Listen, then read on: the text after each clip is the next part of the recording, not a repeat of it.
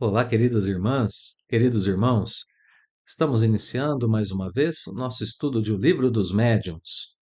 Continuaremos agora a estudar o terceiro capítulo da obra. E nesse terceiro capítulo, que tem o título do Método, chegaremos hoje ao item 34. Estudaremos dos itens 32, do item 32 até o item 34. Como o capítulo é composto por 35 itens, em nosso próximo estudo encerraremos esse terceiro capítulo de O Livro dos Médiuns. Apenas relembrando, anteriormente Allan Kardec vinha defendendo o ensino prévio da teoria para aqueles que forem se envolver com o espiritismo. Ele dizia algo mais ou menos do tipo: vamos aprender primeiro a teoria, temos algumas vantagens para aprender primeiro a teoria. E agora nós veremos que, a partir do item 32, ele continua a defesa desse ensino prévio da teoria para as pessoas que estão começando a aprender sobre Espiritismo e para aquelas que certamente se envolverão com os fenômenos referentes ao plano espiritual. Então vamos lá, vamos ao texto e vamos seguir aqui as orientações, os ensinamentos de Allan Kardec. Item 32. Ainda outra vantagem apresenta o estudo prévio da doutrina. Que outra vantagem é essa? Mostrar imediatamente a grandeza do objetivo e o alcance dessa ciência. Então, a grandeza do objetivo da doutrina espírita, claro, revelar. Um dos objetivos é nos conscientizar, revelar a respeito do plano espiritual e do nosso contato constante para com ele. Mas o objetivo maior da doutrina é a reforma moral humana. Então, esse é o grande objetivo. E depois a gente começa a perceber o alcance dessa ciência que justamente nos leva ao nosso autoconhecimento, a uma concepção mais profunda a respeito de Deus, a respeito da vida, a respeito das nossas origens, dos nossos objetivos. Então, é, essa é a grande vantagem, o despertar daquele que estuda a doutrina para esses pontos que são pontos essenciais do Espiritismo. Kardec ainda diz que aquele que começa por ver uma mesa girar ou abater se sente mais inclinado ao gracejo do que à seriedade, porque como que ele vai imaginar que de uma mesa girante pode sair a doutrina regeneradora da humanidade, que é o objetivo, né? Que ele cita aqui na passagem anterior. A doutrina regeneradora da humanidade é o Espiritismo.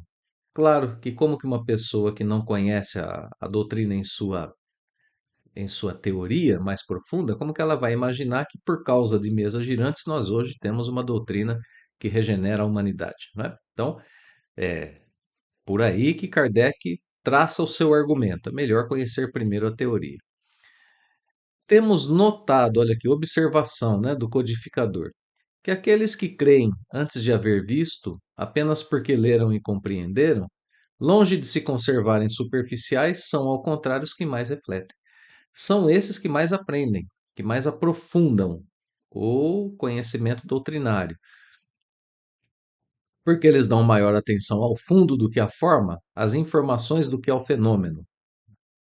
E vem na parte filosófica principal, porque os fenômenos assim vão se tornar acessórios, né? São importantes? São, mas o mais importante é essa parte filosófica da doutrina, que trata quem nós somos, por que estamos aqui, o que devemos e o que não devemos fazer.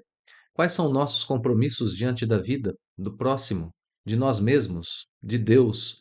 Essa é a grande parte filosófica da doutrina que nos toca e que nos leva às reflexões de realmente como é que nós devemos conduzir a nossa vida e com isso ela melhora a nossa existência, né? É isso que é o importante. Por isso Kardec insiste tanto nessa outra vantagem de se começar o estudo através da teoria. Sigamos o texto. Declaram então que, mesmo quando esses fenômenos não existissem, ainda ficava uma filosofia e que só ela resolve problemas até hoje insolúveis, que só ela apresenta a teoria mais racional do passado do homem e do seu futuro. E é natural, né, desejar uma doutrina que explica aquelas que nada explicam. Então, uma teoria racional que fala sobre o passado e o futuro da raça humana. É isso que vai sendo apresentado quando a pessoa começa a estudar o espiritismo pela teoria. Parágrafo 2 do item 32. Vejamos como começa. Quem quer que reflita compreende perfeitamente bem que se poderia abstrair das manifestações sem que a doutrina deixasse de subsistir. A gente poderia nem ter contato com as manifestações dos espíritos, e ainda assim a doutrina continuaria a existir e continuaria poderosa. Os fenômenos não são base essencial da doutrina. Apesar disso, o observador criterioso não as repele. Ao contrário, aguarda circunstâncias favoráveis para ver os fenômenos, para testemunhá-los, porque ele entende a teoria. Então, veja, é uma concepção diferente daquele que primeiramente vê o fenômeno e tem contato com ele, para depois estudar. É uma concepção diferente. A pessoa está vendo algo que ela não compreende, ela está tendo contato com algo que pode, inclusive, talvez ser pernicioso a ela.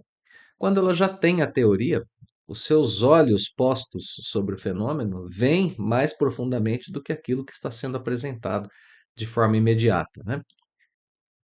Então, concluindo o parágrafo, a prova do que avançamos, a prova, né, disso que estamos dizendo, é que grande número de pessoas, antes de ouvirem falar das manifestações, tinham a intuição dessa doutrina, que não fez mais do que lhes dar corpo, conexão às ideias. Então, as pessoas já entreviam isso, tinham uma certa intuição a respeito do Espiritismo, e quando a doutrina veio, tudo se tornou mais claro. Esse é o trabalho do codificador, de Allan Kardec, apresentar a doutrina nesses termos e dessa forma. Então, a grande vantagem, né, de termos uma concepção diferente sobre todas as coisas quando estudamos a teoria, a filosofia espírita.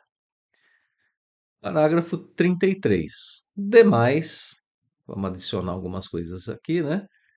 Não é exato dizer-se que os que começam pela teoria se privam do objeto das observações práticas. Então é como alguém poderia tentar questionar Kardec e dizer: olha, mas quando a pessoa começa pela teoria, ela não tem o objeto próprio, que é a manifestação dos espíritos, não é assim? Isso não é prejudicial? Ele está escrevendo, não. Não, isso não é exato pensar dessa forma. Pelo contrário, não só lhes não faltam os fenômenos, como ainda os de que eles dispõem, maior peso mesmo têm aos seus olhos. Por que acontece assim? Se tornam mais importantes os fenômenos, porque eles compreendem, as pessoas que veem o fenômeno compreendem por que o fenômeno existe, como ele se dá, qual é o seu objetivo. Então, eles têm mais peso, são mais importantes para quem estudou. Então, tem mais peso aos seus olhos do que os que pudessem vir a operar em sua presença. Referimos-nos aos copiosos fatos de manifestações espontâneas, de que falaremos nos capítulos seguintes. Então, essas manifestações espontâneas vão ter esse peso que foi citado aqui por Kardec. Vejam como segue o item 33. Raros são os que delas, né, das manifestações, não tenham conhecimento, quando nada por ouvir dizer. Pelo menos por ouvir dizer, todo mundo conhece os fenômenos, né? Outros conhecem algumas manifestações, consigo mesmo ocorridas, mas a que não prestaram quase nenhuma atenção.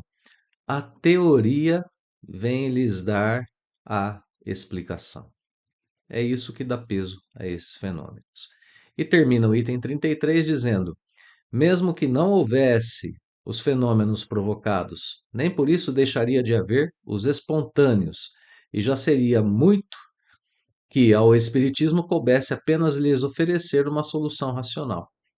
Então, fenômenos que antes não eram explicados agora são. Então, se o Espiritismo apenas fizesse isso, já seria um grande avanço. Mas ele vai além. Essa ciência espírita, como dizíamos há pouco, e essa filosofia espírita nos leva além, com aquilo tudo que citamos agora há pouco, né? O avanço moral, compreensão da vida e tudo mais. Assim, os que leem previamente reportam suas recordações a esses fatos que se lhes apresentam como uma confirmação da teoria. Então, o fato vem apenas confirmar aquilo que a teoria ensinou. Nesse momento, a gente faz uma pequena pausa para raciocinar no seguinte: no item 32, a gente viu que o estudo prévio da teoria revela que o Espiritismo é uma ciência, uma filosofia profunda, que trata do destino, das origens do ser humano, e não apenas curiosidades sobre fenômenos físicos, e que compreender o alcance da doutrina evita ao iniciante que se perca em alguns detalhes triviais ou que se perca na ignorância mesmo do porquê os fatos, os fenômenos, as manifestações acontecem. Agora, já no item 33, a gente vê que, apesar da teoria ser mais importante, isso não significa que a gente vai abrir mão dos fatos, abrir mão dos fenômenos. Pelo contrário, aquele que estudou a teoria foi preparado como observador atento e capaz de interpretar profundamente aquilo que vê. Isso transforma o fenômeno material em uma confirmação de princípios já compreendidos. É um movimento diferente, né? Aí os fenômenos vêm apenas confirmar o que ele já estudou e fortalecer o seu conhecimento, a sua fé, que ele vai aurindo ali em seu contato com o Espiritismo. Último item, amigos, item 34. Singularmente se equivocaria quanto à nossa maneira de ver quem supusesse que aconselhamos se desprezem os fatos. E a gente agora já pôde perceber que não é esse o caso. Não é o caso de Kardec estar dizendo, olha, vamos desprezar as manifestações. Não, não é isso. Vamos seguir o texto. Pelos fatos foi que chegamos à teoria. É certo que para isso tivemos de nos consagrar a assíduo trabalho durante muitos anos e de fazer milhares de observações. Então vamos dar uma paradinha aqui nesse trecho, porque aqui nós temos uma outra, uma outra vantagem para nós que somos estudantes da doutrina hoje. Kardec está dizendo que quem começa pela teoria, hoje, não tem o trabalho de examinar milhares de fatos que se apresentam, milhares de fenômenos que se apresentam, como ele mesmo fez, como o próprio Kardec fez. Precisou analisar, precisou pensar, precisou filtrar, refletir, organizar as conclusões tiradas em uma doutrina. Tudo isso está pronto. A gente não precisa fazer isso individualmente. E quando a gente estuda a doutrina, então, a gente tem aqui uma economia de tempo e um avanço mais célere para os nossos estudos, né? Os fatos nos serviram e servem todos os dias, então não vamos desprezá-los. Eles têm sim importância. Dizemos apenas que, sem o raciocínio, eles não bastam para determinar a convicção. Que uma explicação prévia, pondo termo às prevenções e mostrando que os fatos em nada são contrários à razão, dispõe o indivíduo a aceitá-los. Então, uma pessoa preparada para analisar os fatos e para chegar por si mesma à convicção, depois de ter conhecido a teoria que a ajuda nesse sentido. E, e então, se nós já temos, né, essa teoria à nossa disposição, é de muito bom tom que nós possamos usá-la, né? É inteligente de nossa parte voltarmos os nossos olhos à teoria posta por Kardec, estudá-la antes de estarmos ali, de fato mesmo, diante dos fenômenos.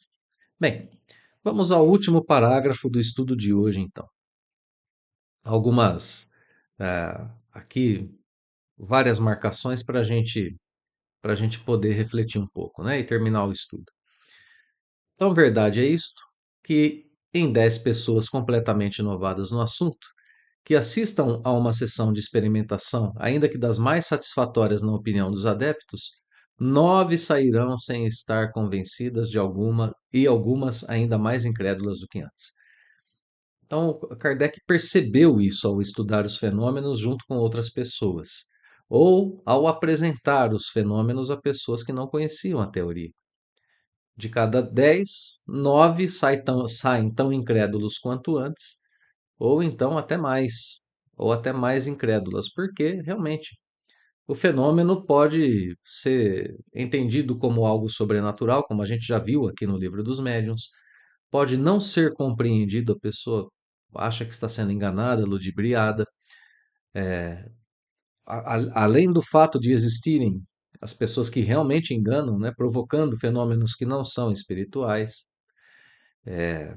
tentando enganar os outros. Bom, enfim, então todas as situações que a gente já viu e que uma pessoa despreparada realmente não enfrenta o fenômeno frente a frente porque a sua razão não permite, né? Ela não conhece. O contrário se dá com aqueles que compreendem os fatos mediante antecipado conhecimento teórico, porque para esses a teoria constitui um meio de verificação. Isso é importantíssimo, importantíssimo. Quando nós sabemos a teoria, nós podemos colocar a teoria sobre o fenômeno. E aí então nós fazemos uma filtragem daquilo que está ocorrendo. Uma filtragem que nos leva a de fato aproveitar o fenômeno, aproveitar as manifestações, aproveitar o contato com o plano espiritual. Vamos encaminhando aqui para a conclusão do parágrafo. Assim, pois, a inteligência prévia dos fatos não só as coloca em condições de se aperceberem de todas as anomalias, então veja só, né? A gente conhece antes, a gente percebe as anomalias, mas também aprendemos um sem número de particularidades, de matizes, às vezes muito delicados, que escapam ao observador ignorante. É uma outra apreciação. É como a gente olhar, desculpem a comparação, né? Mas é como a gente olhar para um quadro pintado por um grande pintor sem o conhecimento de artes, sem o conhecimento do que está sendo retratado ali. E um outro olhar tem aquele que conhece o artista, conhece o período, conhece a técnica de pintura, aquele que conhece um pouco a respeito da arte. Ele vê coisas que quem não conhece não vê. E assim acontece também com a doutrina espírita diante dos fenômenos espíritas, diante das manifestações espíritas. Bom, fechando, Kardec escreve: tais os motivos que nos forçam a não admitir em nossas sessões experimentais, senão quem possua suficientes noções preparatórias para compreender o que ali se faz. E aqui fica mais uma, mais uma observação. É por isso que as casas espíritas sérias, aquelas que estudam Allan Kardec, não permitem os fenômenos espirituais ao grande público. Elas não permitem que os fenômenos acontecem em grupos fechados, com médiums que já estudaram, com pessoas que estão ali aptas ao entendimento do fenômeno, aptas a dialogar com espíritos que se manifestem. É por isso que os fenômenos espíritas não são públicos. É por isso que se faz em reservado. Esse é um dos motivos, né, que se faz em reservado, porque a pessoa precisa estar preparada para ver o fenômeno e para tirar dele um bom proveito. Além de que todos nós, diante do fenômeno espiritual, podemos, sem dúvida nenhuma, sendo espíritas ou não, estarmos ali presentes de fato ou estarmos completamente alheios. Então, há uma preparação individual, não apenas intelectual, mas uma preparação moral também. Há uma preparação do indivíduo que é necessária para lidar com os fenômenos. Por isso, as casas espíritas oferecem os famosos Coen, para que as pessoas possam conhecer um pouco a respeito da doutrina e aprofundar sobre o fenômeno, descobrir se são médiuns ostensivos, começando assim essa tarefa, né, de lidar com as manifestações espirituais. Então, só terminando o parágrafo, não aceitamos pessoas sem noções preparatórias para compreender o que ali se faz, persuadido de que os que lá fossem carentes dessas noções perderiam seu tempo ou nos fariam perder o nosso. Então, a pessoa chega lá, vai perder o seu tempo, não vai tirar nada de bom das manifestações mediúnicas, portanto, estará perdendo seu tempo. Isso quando não atrapalhar o desenvolvimento do próprio grupo mediúnico, né? Fazendo com que o grupo perca o seu tempo, né? Também.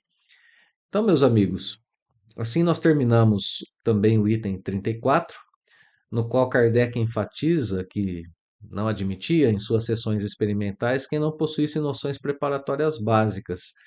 Sem base teórica, o observador perde tempo, não compreende a engrenagem, não apreende aquilo que está acontecendo e ainda pode atrapalhar o grupo mediúnico. Então fica aqui a explicação, né, das razões pelas quais as casas espíritas trabalham os grupos de forma reservada. A reflexão final: muitas vezes as pessoas hoje buscam o espiritismo através de fenômenos rápidos, através de vídeos na internet, através de curiosidades superficiais. E o estudo de hoje nos lembra que o nosso foco deve ser no progresso moral, que vem através do estudo de uma filosofia, de uma ciência, e não através apenas desse entretenimento visual ou auditivo que nós temos diante das informações que nos são apresentadas hoje. Com essa abundância de informações que nem sempre estão corretas, a gente se perde muitas vezes no conhecimento doutrinário. E esse estudo sistemático proposto por Kardec funciona como um filtro de segurança para as nossas vidas. Impedimos que sejamos enganados por explicações fantasiosas, místicas, que nada têm a ver com a doutrina profunda. Em uma era que nós vivemos hoje, em uma época de atenção fragmentada, de informações rápidas, frívolas às vezes, sem muita seriedade, é preciso retomar os conselhos de Kardec para que a gente compreenda profundamente que somos espíritos, para compreendermos profundamente as leis da alma, as leis que regem os fenômenos e o nosso contato com eles, com esses fenômenos. É preciso então dedicação, método, estudo, fugindo assim dessa superficialidade para chegarmos à consciência profunda. Essas diretrizes apontadas por Kardec protegem o espírita da frustração, do fanatismo, dos descaminhos de uma mediunidade desregulada e desequilibrada. Então, fica bem clara que essa transição, né, da teoria para a prática, essa que é a transição ideal. Fica evidente também a segurança e eficácia que se alcança com o estudo sério do Espiritismo. Vamos estudá-lo. Obrigado, meus amigos. Muito obrigado mais uma vez pela presença, pela companhia nos estudos. Eu deixo, como sempre, os meus votos de muita paz a todos e até logo mais.